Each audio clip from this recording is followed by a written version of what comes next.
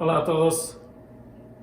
El día de hoy estamos celebrando la Cuaresma y con motivo de la Cuaresma me han pedido que haga un video sobre la conversión. El Papa Francisco en una homilía nos decía que el camino de conversión cuaresmal pide hacer el bien concretamente, alejarse del mal, aprender a hacer el bien y dejarse llevar adelante por el Señor en el camino de la conversión cuaresmal.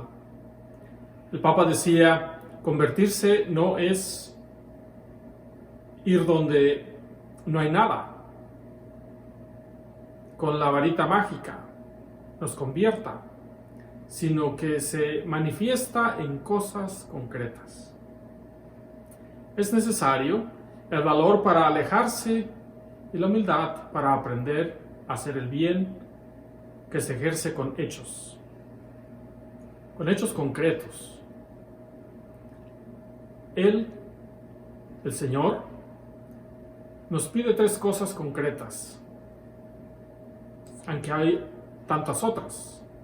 El Señor nos dice en la palabra, busquen la justicia, socorran al oprimido, hagan justicia al huérfano, defiendan la causa de la viuda. Son cosas muy concretas. Se aprende a hacer el bien con estos hechos, no con palabras solamente. Este es el camino de la conversión cuaresmal. Ahora, la conversión es un acto de la inteligencia iluminada por la gracia que toma la decisión de realizar la voluntad de Dios y sus mandamientos, en especial el mandamiento del amor. La auténtica conversión, tal como la entiende Jesús, se da cuando la persona humana no confía en sí mismo, ni quiere conseguir la salvación por sus propias fuerzas, sino que pone su confianza en Dios, que sabemos nos quiere y nos perdona. El primer acto de nuestra conversión es la toma de conciencia de la santidad de Dios, con quien estamos destinados a estar en relación con nuestra condición de miembros de su pueblo santo, que es decir, la Iglesia. Una relación comprometida, sin embargo, por nuestros pecados. Esta toma de conciencia puede oscurecerse. Por otro lado, la toma de conciencia se puede realizar de varios modos. Por ejemplo, tenemos en el Evangelio de San Lucas, capítulo 15, iniciando en el versículo 17, la historia del hijo pródigo. Primero se da cuenta de lo que ha hecho, porque ha llegado al grado más bajo, a la humillación. Pero dice el Evangelio, entra en sí, se arrepiente, y volveré a la casa de mi padre y le diré, Padre, he pecado contra el cielo y contra ti. Ese es el primer acto. En otras ocasiones, será una palabra profética la que nos ayude a escuchar la voz de Dios. El que origine esta toma de conciencia. La conversión será por tanto un acto de la inteligencia iluminada por la gracia que toma la decisión de realizar la voluntad de Dios y sus mandamientos, y en especial el mandamiento del amor. En los evangelios de San Mateo, San Marcos y San Lucas se nos refiere sobre todo a la primera conversión. Lo dicho es válido para cualquier conversión. Se habla de la puerta estrecha y de la cizaña que crece en el campo.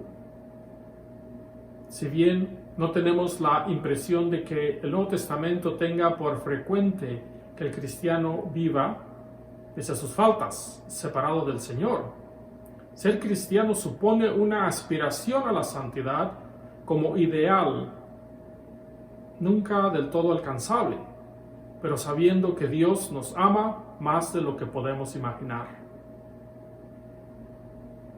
La conversión es pues una expresión hermosa, a veces difícil, que cambia profundamente los corazones.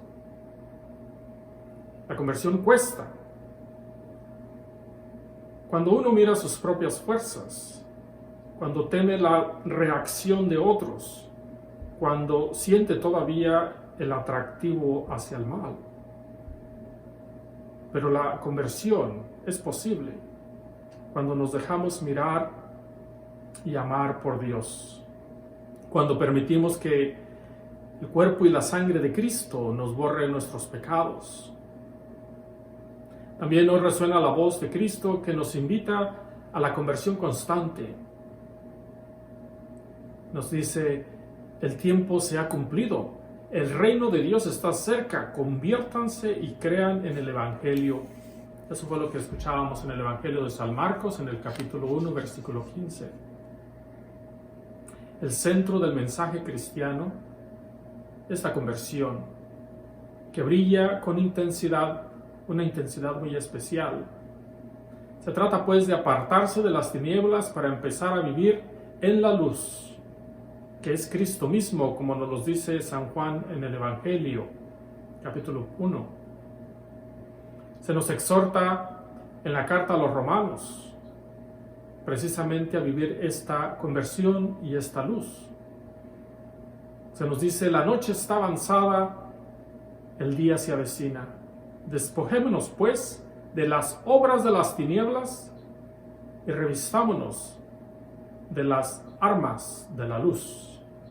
En el Catecismo de la Iglesia Católica, en el número 981, se nos habla de la conversión en la predicación constante de la Iglesia. Cristo, después de su resurrección, envió a sus apóstoles a predicar en su nombre la conversión para el perdón de los pecados a todas las naciones. Eso se hace referencia al Evangelio de San Lucas, en el capítulo 24, versículo 47.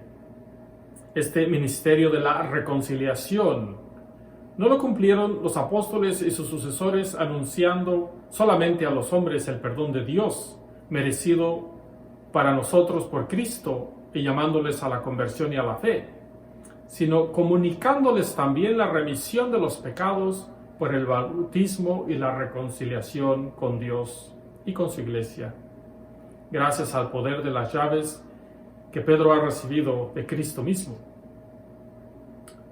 La llamada del buen pastor llega a cada generación humana y nos invita al cambio más radical y decisivo: dejar el pecado para empezar a vivir en el Señor. Este es el mensaje de Jesús, esa es la enseñanza de la Iglesia, esa es la realidad que se celebra y vive en cada uno de los sacramentos, especialmente en el sacramento del bautismo, para la remisión de los pecados y la penitencia.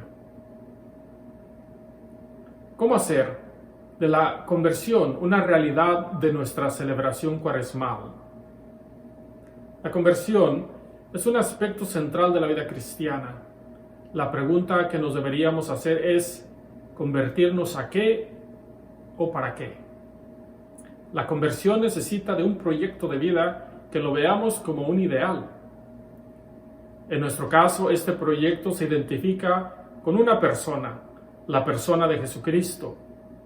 Es por ello que la conversión no comienza mirándonos a nosotros mismos, sino a Jesucristo, en quien descubrimos ese proyecto de vida como un camino de nuestra plena realización y el motivo que nos urge a participar en la vida de la fe de la Iglesia. Si no partimos de Jesucristo y de su proyecto de vida como un ideal que nos mueve a seguirlo, la conversión va perdiendo exigencia, compromiso y esperanza. Cuando San Pablo les presenta a los cristianos de Éfeso el ideal de la vida cristiana, les dice: hasta que todos lleguemos al estado de hombre perfecto y a la madurez que corresponde a la plenitud de Cristo. Eso lo encontramos en la carta a los Efesios, capítulo 4, versículo 13. Es decir, si nos enfocamos en nosotros mismos y hacemos las cosas de oración o de cualquier tipo para sentirnos bien, sentir bonito, sentirnos a gusto, entonces no nos estamos enfocando en Cristo, sino en nosotros. Y por eso caemos, por eso después nos aburrimos y nos alejamos. Jesucristo es pues la fuente de nuestra realización y con nosotros el principio de una nueva vida para toda la creación. Esta mirada de fe que da sentido a la conversión es el fundamento de nuestra esperanza. El conocimiento de la fe no es por ello algo cerrado que dominamos y manejamos, sino un conocimiento abierto que lo podríamos comparar con la certeza del peregrino que camina hacia una meta. Sabe a dónde va, aunque aún no la conoce plenamente. Es bueno recordar la definición de la fe que nos da la carta a los Hebreos en el capítulo 11, versículo 1. La fe es la garantía de los bienes que se esperan y la plena certeza de las realidades que no se ven. Sabemos a dónde vamos, sabemos quién nos llama, pero en la fe lo aceptamos. A esa verdad de fe la vivimos con alegría y la firmeza de una esperanza que se apoya en Jesucristo. La meta de la conversión es la vida de Dios, la santidad, como un bien al que todos estamos llamados. El camino siempre es Jesucristo. Nuestra tarea en la vida cristiana será llegar a tener los mismos sentimientos de Jesucristo. Solo en Él nuestra vida alcanza su estatura y madurez espiritual. Eso nos lo dice la carta a los Filipenses en el capítulo 2, versículo 5. No seguimos, decíamos, una idea, sino una persona que se nos presenta como un camino de gracia y de verdad, de vida y santidad, de amor y solidaridad. En esta línea de seguimiento a Cristo se comprenden las palabras de San Pablo cuando nos dice: desvístanse del hombre viejo y revístanse de entrañas de misericordia. Colosenses 3:12.